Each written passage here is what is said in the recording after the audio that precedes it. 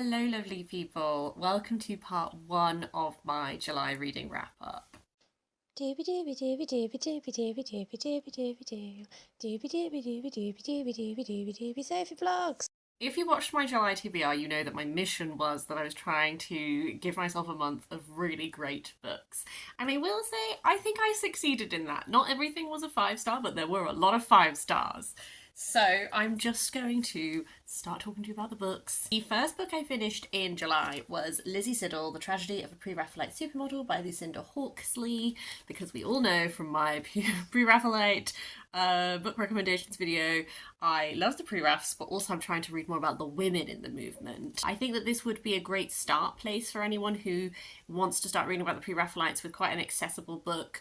And is particularly interested in Lizzie or women's perspectives. I found it imminently readable, and just from like a practical note, like the text is quite large and then there's lots of images throughout, so I think that this would be one that would give you like a really great start point if you wanted to explore. There's a biography of Lizzie, and I will say I've read quite a lot of Pre-Raphaelite books by now, but this did have things in it that I didn't know. I really enjoyed.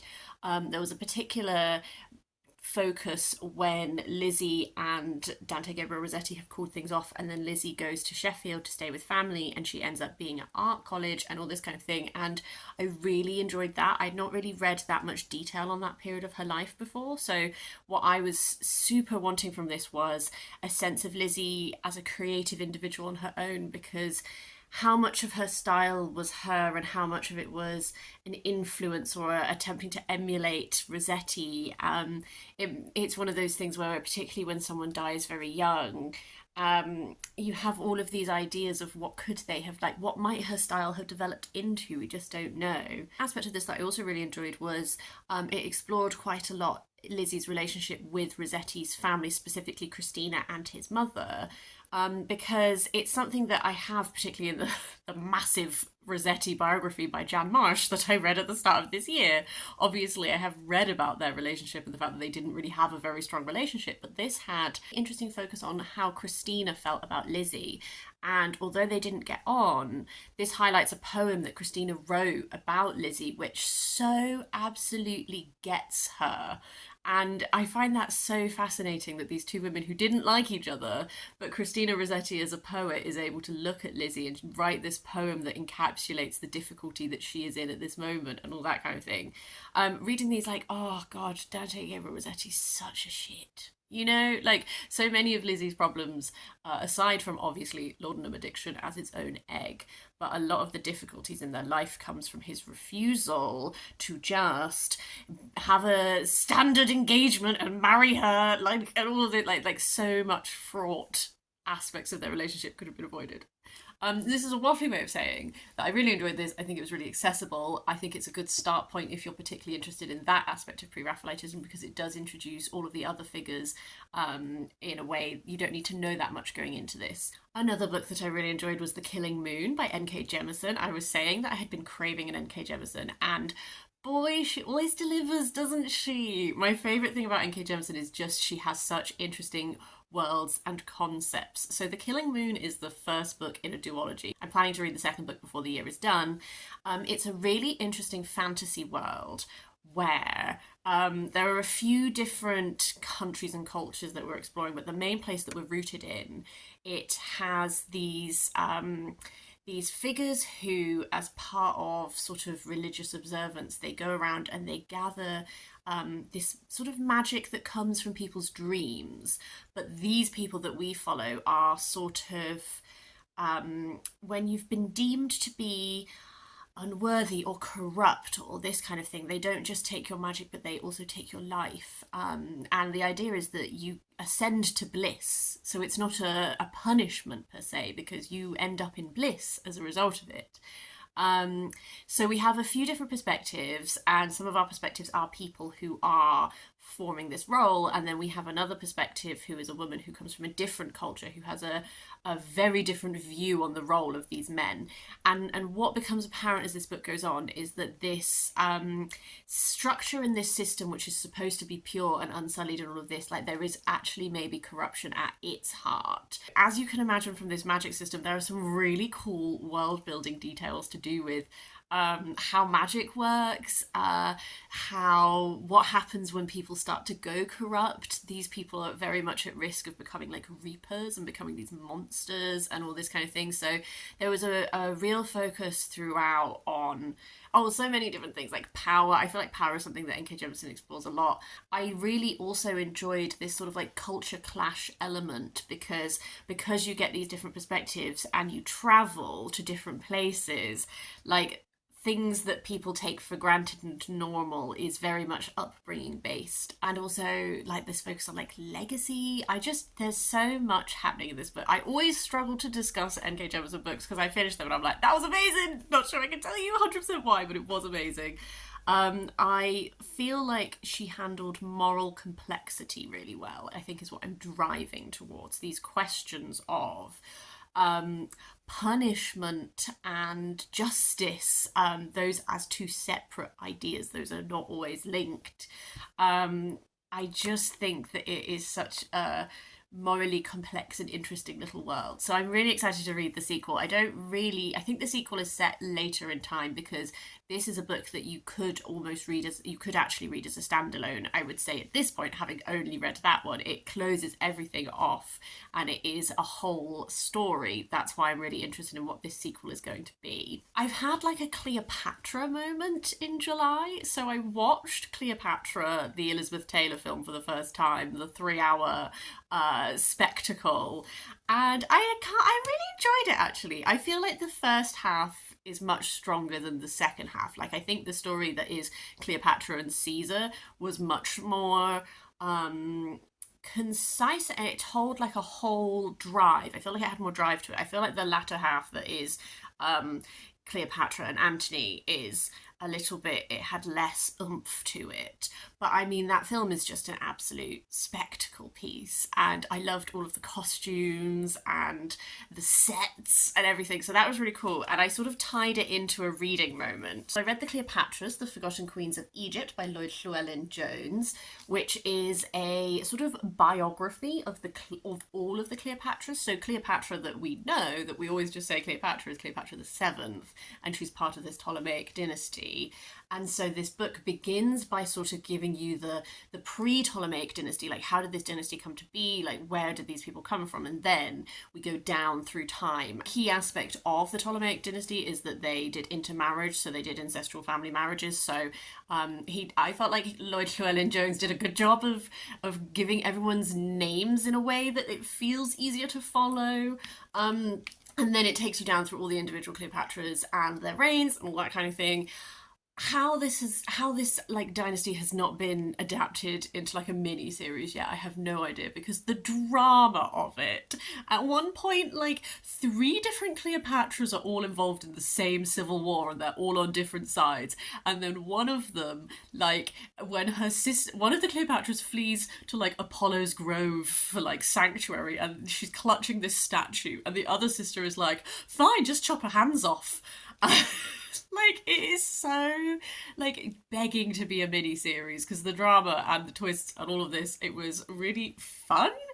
I found it very easy to follow narratively, because I don't really know this period of history very well. So I personally didn't have any struggle, like, following all the threads and the naming conventions and all that kind of thing. And I think it gave me a lot to think about, and I particularly liked reading it while I was watching the Cleopatra film, because I really like to think about ideas of people and how ideas of people develop, and how often when you view, like, I always think about this with Arthuriana, like Arthurian tales say so much about the time they were written in rather than necessarily the origin that they come from. So reading the actual history and then I've watched a couple of different Cleopatra things now actually, some of them better than others.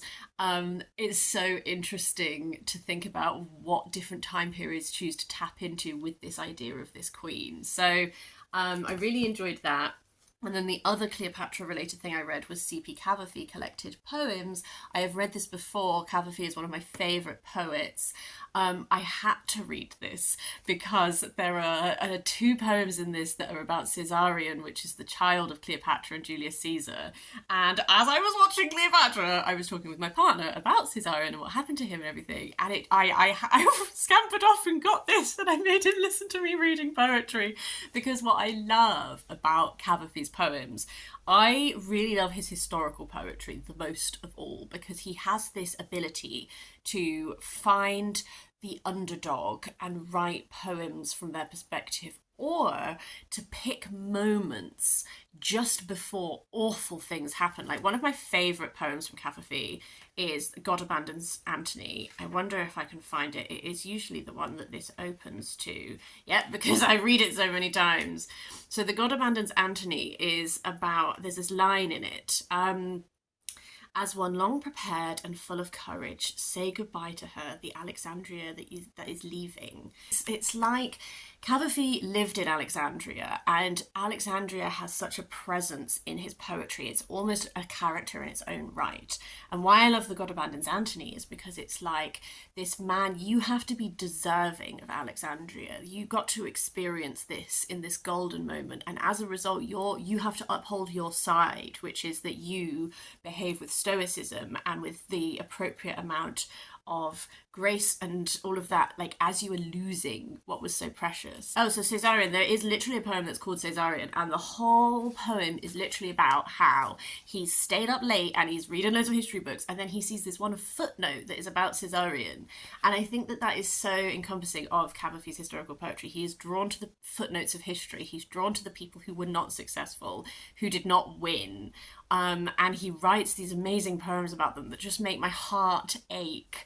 Like, I find it so captivating, the moments that he chooses to zoom in on and then zoom out of. And even when sometimes you have moments, the other poem that has Caesarion in is like the moment when Cleopatra's children are being given like these great honours, but you know that it's they're like playing at being kings, and it's all an act and it's all artificial. Like, theatricality is a real thread as well, like knowing theatricality, like it is required of you to play this role, but you know that they'll abandon you as soon as like the curtain falls, your moment is over. So I loved revisiting this. It gave me so many feels. I also really appreciated some of his other styles of poems more on this read. I read a lot more. He has quite a lot that are, they're always called like erotic poems, but really it's because he was gay, and he obviously wasn't out because of the time period that he was writing in. And so there's a lot of poems that are about yearning or about clandestine meetings and will we even see each other again, and that kind of thing. So I appreciated those a lot more in this read, because previously when I've been reading this, it's always been through a historical lens because I studied this and I was writing essays and I was trying to tie it into that kind of thing. So loved this, had the best time. Another ebook I read was The Devil's Flute Murders by Seishi Yokomizo, which was translated by Rion. I really enjoy Seishi Yokomizo. This is like my fifth or something. He is a classic Japanese murder mystery writer. His murder mysteries are always very bloody and there's almost like a theatricality to his as well, because the emotions are always like so heightened, and usually there's usually some kind of like genre that's being riffed off of. And what I've really enjoyed about reading Yokomizo's work is that genre changes depending on the book. So one time it was like, oh, this is a little bit more of like an adventure narrative. This one, The Devil's Flute Murders, is really drawing on like horror and superstition, because essentially this guy like took himself off to the mountains, and then he died, and his family have identified his body, but this girl has come to our detective man, Kendaichi. Detective Kendaichi is the detective who runs through all of these books, and she's like, look, I need your help. I identified my father's body, but now we're not sure he's dead because they keep seeing him places. Key moments in this haunting flute song that is called The Devil's Flute starts playing, and there's a real like almost like theatrical horror in moments that I just find so fun to read about. This one particularly because you're sat in with this family and all the different threads of them, and you're really unspooling. In some ways it's quite complicated in you're really going back into family history and finding all of these hidden things and all that kind of thing. So there's quite a few different characters and there's quite a few different threads going on. I never read these to try and solve them. I just go with it and I have a really good time. This had a lot of stuff that was like to do with like blood was mentioned a lot, and sort of ideas of like purity, corruption, things being passed down through bloodlines. Like that was really an aspect of it. And I just really enjoyed that like mood and that atmosphere that was like evoked. So another good time with Seishi Yokomizo. I know that they've recently translated another one into English, so I will definitely be reading that at some point too. Back to some non-fiction. Another non-fiction book that I absolutely loved, this one was 5 stars from me, is The Seven Wonders of the Ancient World by Bettany Hughes. I love Bettany Hughes. I got my book signed. I love her so much. I have such a crush on her. I think she's so cool. What I really enjoyed about this is I don't know that much about the Seven Wonders of the Ancient World. I could like tell you what they are before I read this, but I didn't really know much about their history. And so this goes through each of the seven wonders in the world, and it goes through like chronologically from like which ones were built first and then goes forwards. What I found really interesting, aside from just actually learning more history about these things, was this continual return to the idea of wonder.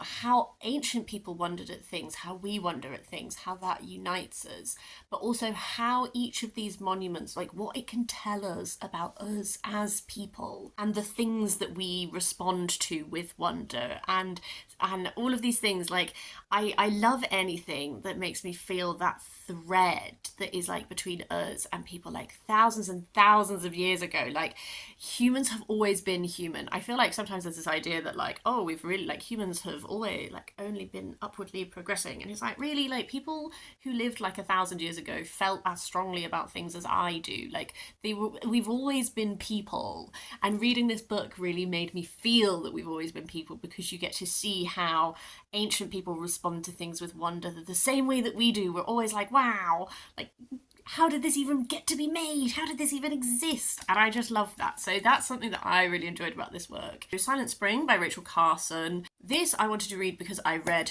Figuring by Maria Popova, which is just their yellow book here. And Rachel Carson is talked about a lot in that. This is Rachel Carson's it was a very influential book where she's talking effectively about how pesticides, this one pesticide in particular, the damage they're doing to the world, and trying to fix that. And this at times I would say this is a little repetitive, but I feel like that's because she was just so thoroughly making her argument. So reading this now, it still has made me be like, I need to go away and research pesticides and what is currently allowed. Because I think that the main one that she's talking about this, I don't think you can use anymore. I think this was effective and I think that's been banned. But I'm like, wow, I really don't really understand what's used nowadays and if there are any concerns about those and that kind of things. Because different chapters have different sort of focuses and themes, whether that's like onto marine ecosystems or like birds specifically or that kind of thing. So every chapter has like this different focus, but a lot of it does come back to the same, like this is the impact that we know that this stuff has. There are studies that say that this happens and this happens. So I didn't rate this one because I didn't know how to rate it, because I feel like it so successfully does what it set out to do, which is really lay out this case study for like, this is the problem, this is what is awful that is happening. It's just reading it now, not all of this is as applicable, and then it makes me want to go forward and research and find out like, okay, but what is still applicable? What do I need to be knowing more about? And that kind of thing. So definitely like an experience. And then finally, as part of my mission to read and return the books that have been lent to me, my mum lent me Show Us Who You Are by Elle McNicoll. I introduced her to Elle McNicoll and she really loves her now, so she's been reading her work. This is about Cora, who is autistic, and she becomes friends with this boy called Adrian, who has ADHD. Cora's brother works at the company that Adrian's father owns, and this company is doing stuff with holograms and sort of this idea of like preserving people after death and capturing the spirit and the soul of someone and all of this. And Cora is sort of, they're interested in Cora because they're interested in neurodiverse ways of interacting with the world and tailoring their product to work better with that sort of way of viewing things and all that kind of stuff. As this goes on, you get more of a unease about what this place is doing.